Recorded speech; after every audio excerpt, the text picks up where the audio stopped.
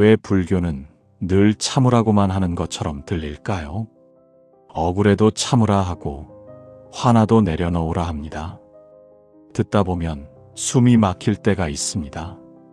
하지만 만약 불교가 사실은 참지 말라고 말했다면 어떨까요? 오늘은 그 이야기를 해보려 합니다. 불교를 처음 접하는 사람들이 가장 답답해하는 게 있습니다. 뭔가 억울한 일이 생겼을 때, 상처받았을 때, 화가 치밀어 오를 때, 주변에서 이렇게 말합니다. 참아라, 내려놔라, 집착하지 마라. 그럼 우리는 생각합니다. 그래서 나는 어떻게 하란 말인가? 이 화는 어디로 가는 건가? 그냥 삼키고 살란 말인가? 수행 이야기를 들으면 더 막막해집니다. 화를 내는 건 수행이 부족한 거라고 합니다. 진정한 수행자는 마음이 평온하다고 합니다. 그럼 나는 아직 멀었구나 하고 자책하게 됩니다.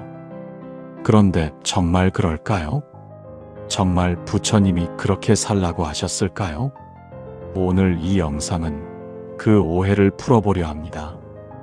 불교가 정말 우리에게 무엇을 말하고 싶었는지, 화라는 감정을 어떻게 이해했는지, 그리고 우리는 어떻게 살 수 있는지 지금부터 함께 들여다보겠습니다. 우리는 왜 화를 참아야 한다고 배웠을까? 우리는 어릴 때부터 착해야 한다고 배웠습니다. 화내면 안 된다고 배웠습니다. 특히 한국 사회에서 자란 사람이라면 더 그랬을 겁니다. 착한 아이는 조용한 아이였습니다. 말 잘 듣는 아이였습니다. 불평하지 않고 화내지 않고 시키는 대로 하는 아이. 그게 착한 아이였습니다.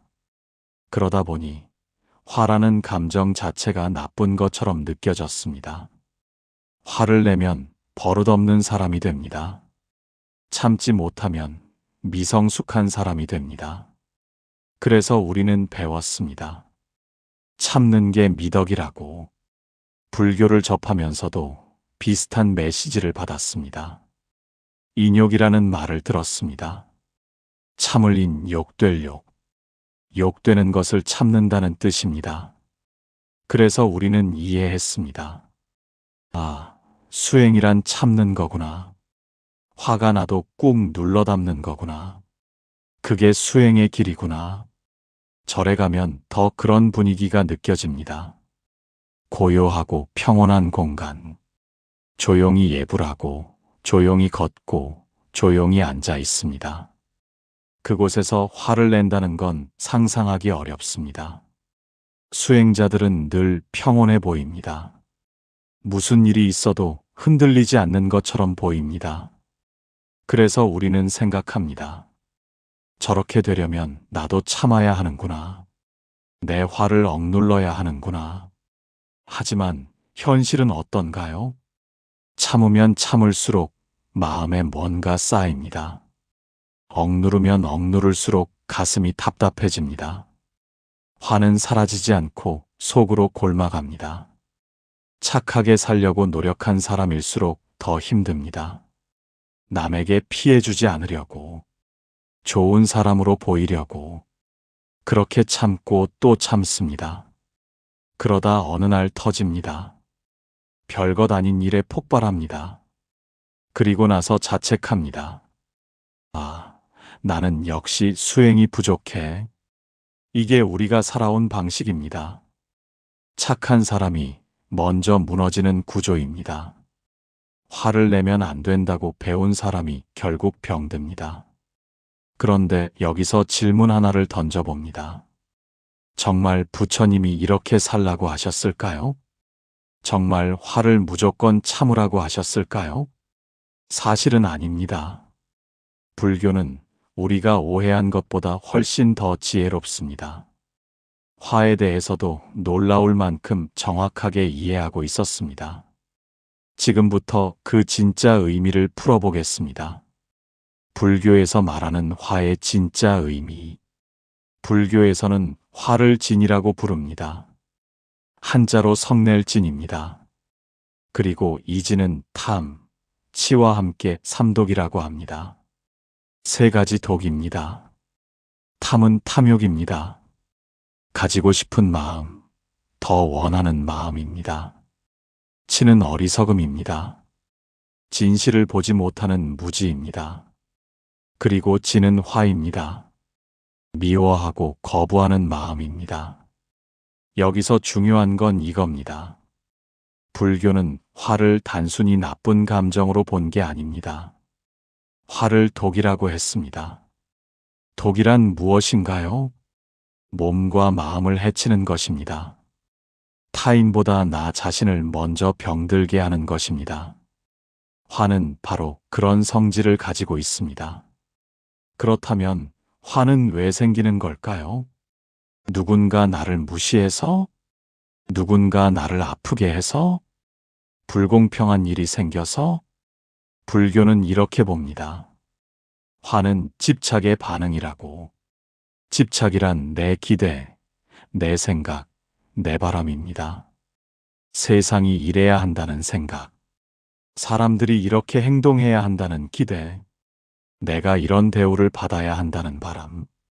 그런데 현실은 내 기대와 다릅니다. 사람들은 내 생각대로 움직이지 않습니다. 세상은 내가 원하는 대로 되지 않습니다. 바로 그 순간 화가 생깁니다. 내 기대가 깨질 때, 내 바람이 무시될 때, 화라는 감정이 솟아오릅니다. 그래서 화의 진짜 대상은 타인이 아닙니다. 화는 내 안의 집착이 반응하는 것입니다. 세상이 내 뜻대로 되지 않는다는 사실에 대한 저항입니다. 여기서 핵심이 나옵니다. 부처님은 화를 없애라고 하지 않았습니다. 다만 화에 끌려가지 말라고 하셨습니다. 화가 올라오는 건 자연스러운 일입니다. 인간이라면 누구나 화를 느낍니다. 문제는 화를 느끼는 게 아닙니다. 화에 사로잡히는 게 문제입니다. 화를 느끼는 순간 우리는 선택할 수 있습니다. 이 화를 붙들고 갈 것인가? 아니면 이 화를 알아차리고 놓을 것인가? 불교는 바로 이 선택의 순간을 말하는 겁니다. 참으라는 게 아닙니다. 알아차리라는 겁니다. 지금 내가 화가 났구나. 지금 내 안에서 뭔가 저항하고 있구나. 그걸 보라는 겁니다. 그럼 뭐가 달라질까요? 화를 느끼는 건 똑같습니다. 하지만 화에 휩쓸리지 않게 됩니다. 화가 나를 지배하지 못합니다. 내가 화를 관찰하게 됩니다. 그 순간 이미 나는 화보다 큰 존재가 됩니다. 이게 불교가 말하는 수행입니다. 참는 게 아니라 보는 겁니다. 억누르는 게 아니라 알아차리는 겁니다. 사실 불교는 심리학보다 훨씬 앞서 있었습니다. 2500년 전에 이미 화의 메커니즘을 꿰뚫고 있었습니다. 화는 감정이 아니라 집착의 반응이라는 것. 화는 타인 때문이 아니라 내 기대 때문이라는 것. 그걸 정확히 알았기에 해법도 명확했습니다. 화를 없애려 하지 마라. 화를 알아차려라. 그럼 화는 스스로 사라진다. 이제 조금 보이시나요? 불교는 참으라고 한 게 아닙니다. 자유로워지라고 한 겁니다. 화라는 감옥에서 벗어나라고 한 겁니다. 부처님은 왜 참지 말라고 했는가? 억눌린 화는 사라지지 않습니다. 겉으로는 참은 것처럼 보여도 그 화는 어딘가에 남아 있습니다. 마음 깊은 곳에 가라앉아 있습니다. 그리고 그 화는 언젠가 다른 방식으로 나옵니다. 엉뚱한 사람에게 튀어나옵니다. 별것 아닌 일에 폭발합니다. 혹은 몸으로 표현됩니다.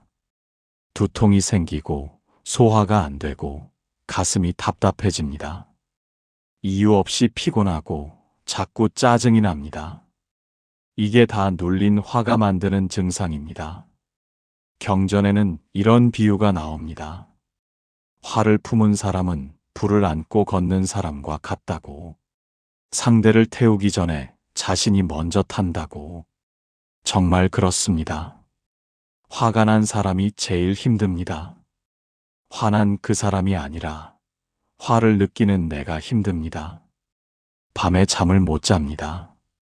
그 사람 생각이 자꾸 납니다. 왜 그랬을까? 어떻게 저럴 수 있을까?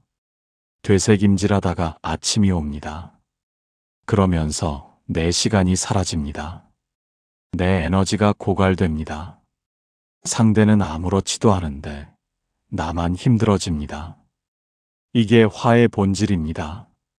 화는 상대를 공격하는 무기가 아닙니다. 화는 나를 해치는 독입니다. 그래서 부처님은 말씀하셨습니다. 화를 품지 말라고. 하지만 여기서 중요한 건 참으라는 게 아니라는 겁니다. 참는다는 건 화를 억누르는 겁니다. 뚜껑을 덮어서 안 보이게 하는 겁니다. 하지만 그 화는 여전히 그 안에 끓고 있습니다. 부처님이 말씀하신 건 그게 아닙니다. 화를 품지 말라는 건 화에 머물지 말라는 겁니다. 화를 붙들고 있지 말라는 겁니다. 화는 오면 옵니다. 하지만 붙들지 않으면 갑니다. 구름이 지나가듯 바람이 지나가듯 사라집니다. 문제는 우리가 그 화를 붙듭니다. 계속 생각합니다. 되새김질합니다. 정당화합니다. 내가 화낸 건 당연해. 저 사람이 잘못했어. 누가 봐도 내가 피해자야. 이렇게 화를 정당화하는 순간 화는 더 커집니다. 그리고 내 안에 자리 잡습니다. 그게 원한이 되고 증오가 되고 관계를 망가뜨립니다. 불교는 이걸 너무나 잘 알고 있었습니다. 그래서 이렇게 말한 겁니다. 화를 놓으라고. 놓는다는 건 무시하는 게 아닙니다. 화를 느끼되 붙들지 않는 겁니다. 화가 올라오는 걸 보되 거기 머물지 않는 겁니다. 왜 이게 중요할까요? 화에 머무는 순간 우리는 자유를 잃습니다. 화가 내 마음을 지배합니다. 화가 내 선택을 결정합니다. 화가 난 상태에서 한 말은 나중에 후회합니다. 화가 난 상태에서 한 행동은 상처를 남깁니다. 그리고 그 상처는 다시 나에게 돌아옵니다. 불교는 착해지라고 가르치지 않습니다. 자유로워지라고 가르칩니다. 착한 사람이 되는 건 목표가 아닙니다. 자유로운 사람이 되는 게 목표입니다. 화에 휘둘리지 않는 사람, 감정에 사로잡히지 않는 사람, 그게 진짜 수행자입니다. 억눌린 화는 폭발하거나 병이 됩니다. 하지만 알아차려진 화는 그냥 지나갑니다. 구름처럼 왔다가 구름처럼 사라집니다. 이게 부처님이 말씀하신 길입니다. 참는 길이 아니라 자유의 길입니다. 화에 휘둘리지 않는 수행의 실제 방법. 그럼 실제로 어떻게 해야 할까요? 화가 올라올 때 우리는 뭘 할 수 있을까요? 불교에서 말하는 방법은 의외로 단순합니다. 복잡한 이론이 아닙니다. 누구나 지금 당장 할 수 있는 것입니다. 첫 번째는 멈추기입니다. 화가 올라오는 순간 일단 멈춥니다. 바로 반응하지 않습니다. 우리는 화가 나면 즉시 반응합니다. 말로 쏘아붙이거나 행동으로 표현하거나 표정으로 드러냅니다. 그게 자동으로 일어납니다. 하지만 여기서 잠깐 멈출 수 있다면 달라집니다. 한 박자 쉽니다. 한 호흡 둡니다. 그 짧은 시간이 공간을 만듭니다. 화와 나 사이에 거리가 생깁니다. 그 거리가 자유를 만듭니다. 두 번째는 이름 붙이기입니다. 지금 무슨 일이 일어나고 있는지 정확히 말합니다. 마음속으로 또는 작게 소리내어 말합니다. 지금 화가 올라온다. 지금 짜증이 난다. 지금 서운함을 느낀다. 이렇게 이름을 붙이는 순간 변화가 일어납니다. 화를 느끼는 나와 화를 관찰하는 나가 분리됩니다. 화에 빠져 있던 내가 화를 보는 자리로 올라옵니다. 이게 알아차림입니다. 불교에서 말하는 사띠, 마음 챙김입니다. 세 번째는 거리두기입니다. 내가 화가 아니라는 걸 기억합니다. 화는 내 안에서 일어나는 현상일 뿐입니다. 내가 화다라고 생각하면 화에 갇힙니다. 하지만 나는 화를 느끼는 사람이다 라고 생각하면 자유로워집니다. 마치 하늘을 보는 것과 같습니다. 하늘에 구름이 지나갑니다. 그 구름이 하늘은 아닙니다. 하늘은 구름보다 큽니다. 화도 마찬가지입니다. 화는 내 안을 지나가는 구름입니다. 나는 그 구름이 아닙니다. 나는 하늘입니다. 이 세 가지를 일상에서 연습할 수 있습니다. 가족과 다툴 때, 직장에서 억울한 일이 생길 때, 누군가 나를 무시할 때, 화가 올라오는 순간 멈춥니다. 그리고 속으로 말합니다. 지금 화가 나고 있다. 그럼 신기하게도 화의 강도가 줄어듭니다. 완전히 사라지진 않아도 조금 약해집니다. 그리고 선택할 여지가 생깁니다. 이 상황에서 내가 어떻게 반응할까? 화를 그대로 쏟아낼까? 아니면 잠시 후에 차분히 이야기할까? 이 선택권이 생긴다는 게 중요합니다. 화에 끌려가지 않는다는 겁니다. 내가 내 마음의 주인이 된다는 겁니다. 물론 처음엔 어렵습니다. 화가 올라오는 순간 멈추는 게 쉽지 않습니다. 이미 소리를 지른 후에 후회하게 됩니다. 괜찮습니다. 수행은 완벽을 목표로 하지 않습니다. 조금씩 나아지는 겁니다. 오늘은 화를 낸 후 10분 뒤에 알아차렸다면 다음엔 5분 뒤에 알아차립니다. 그 다음엔 화를 내는 중에 알아차립니다. 그리고 언젠가는 화가 올라오는 순간 알아차리게 됩니다. 이게 수행의 과정입니다. 점진적인 변화입니다. 그리고 이 과정에서 중요한 건 자신을 책망하지 않는 겁니다. 화를 냈다고 자책하지 않습니다. 수행에 실패했다고 좌절하지 않습니다. 화가 올라온 건 당연합니다. 인간이니까요. 중요한 건 그 화를 어떻게 다루느냐입니다. 화를 참지 않으면서도 관계를 지킬 수 있습니다. 화를 느끼면서도 상대를 존중할 수 있습니다. 화를 인정하면서도 평화로울 수 있습니다. 이게 불교가 말하는 중도입니다. 극단으로 가지 않는 길입니다. 화를 억누르지도 않고 화를 폭발시키지도 않는 길입니다. 그 중간에서 지혜롭게 선택하는 것. 그게 수행입니다. 현명한 사람은 왜 화내지 않는가? 이제 처음 질문으로 돌아가 봅니다. 현명한 사람은 왜 화를 내지 않을까요? 혹시 화가 없어서일까요? 아닙니다. 현명한 사람도 화를 느낍니다. 억울한 일을 당하면 화가 납니다.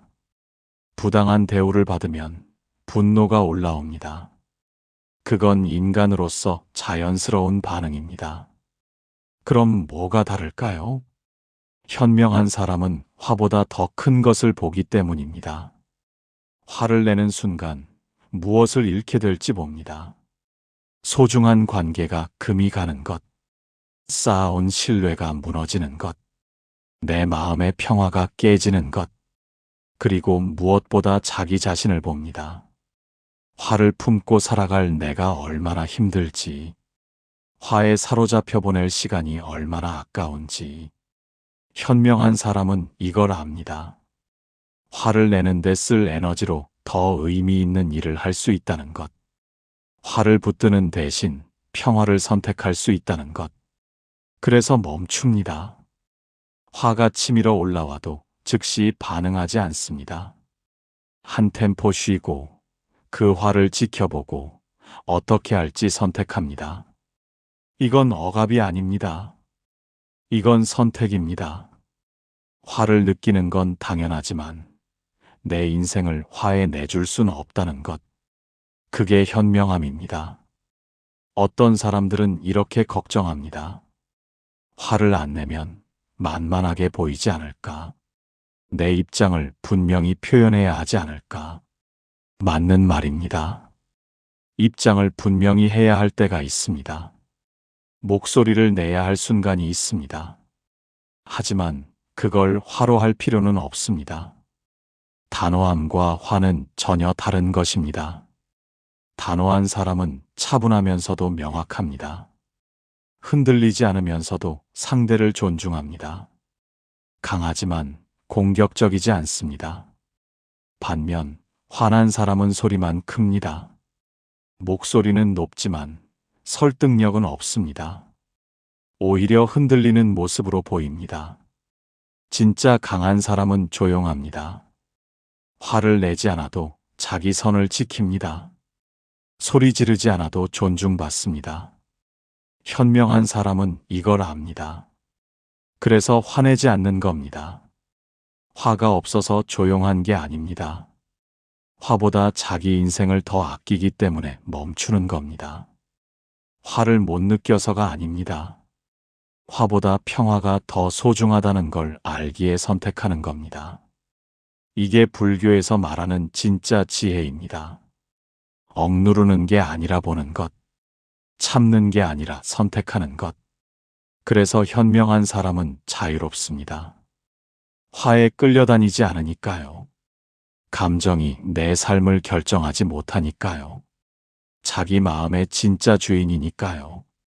오늘 하루 화가 났다면 괜찮습니다. 수행에 실패한 게 절대 아닙니다. 오히려 이제 진짜 수행이 시작된 겁니다. 화는 죄가 아닙니다. 화를 느끼는 당신도 전혀 틀리지 않았습니다. 다만 이제 우리는 알게 됐습니다. 화를 억지로 참을 필요는 없다는 것. 화를 알아차리기만 하면 된다는 것. 다음에 화가 올라올 때 한번 시도해 보세요. 잠깐 멈춰 보세요. 그리고 마음속으로 조용히 말해 보세요. 지금 내 안에 화가 올라오고 있다고. 그 한마디만으로도 당신은 이미 화에서 한 발짝 물러나 있습니다. 그 작은 거리가 바로 자유입니다. 불교는 우리에게 착한 사람이 되라고 강요하지 않았습니다. 자유로운 사람이 되라고 초대했습니다. 화에 끌려가지 않는 사람, 감정에 휘둘리지 않는 사람, 자기 마음을 스스로 다스릴 줄 아는 사람. 그게 진짜 현명한 사람입니다. 화를 절대 내지 않는 사람이 아니라 화를 지혜롭게 다룰 줄 아는 사람. 무조건 참고 사는 사람이 아니라 매 순간 의식적으로 선택하며 사는 사람. 당신이 오늘 화를 냈다면 그건 당신이 인간이기 때문입니다. 당신이 내일 또 화를 낸다 해도 그것도 괜찮습니다. 중요한 건 그 화를 조금씩 알아차려가는 겁니다. 처음엔 화를 내고 나서 한참 뒤에 알아차립니다. 그 다음엔 화를 내는 바로 그 순간 알아차립니다. 그리고 언젠가는 화가 막 올라오려는 순간 알아차리게 됩니다. 그게 수행입니다. 완벽해지려는 길이 아닙니다. 조금씩 자유로워지는 길입니다. 오늘 이 이야기가 조금이라도 도움이 됐다면 좋겠습니다. 화를 참으라는 말에 숨이 막혔던 분들에게, 수행이 뭔지 몰라서 막막했던 분들에게, 불교는 당신을 억압하려는 게 아닙니다. 당신을 자유롭게 만들려는 겁니다. 화를 느끼는 것 자체는 문제가 아닙니다. 화에 완전히 사로잡히는 것, 그게 문제입니다. 그리고 우리는 이제 압니다. 화를 알아차리는 바로 그 순간, 우리는 이미 자유의 첫걸음을 뗀 거라는 것을. 다음 영상에서는 조금 다른 이야기를 나눠보려 합니다. 그럼에도 불구하고 사람한테 깊은 상처를 받았을 때, 그래도 그 관계를 계속 이어가야 할 때, 불교는 우리에게 무슨 말을 해줄 수 있을까요? 오늘도 끝까지 함께 해주셔서 진심으로 감사합니다. 당신의 마음이 조금이라도 편안해지길 바랍니다.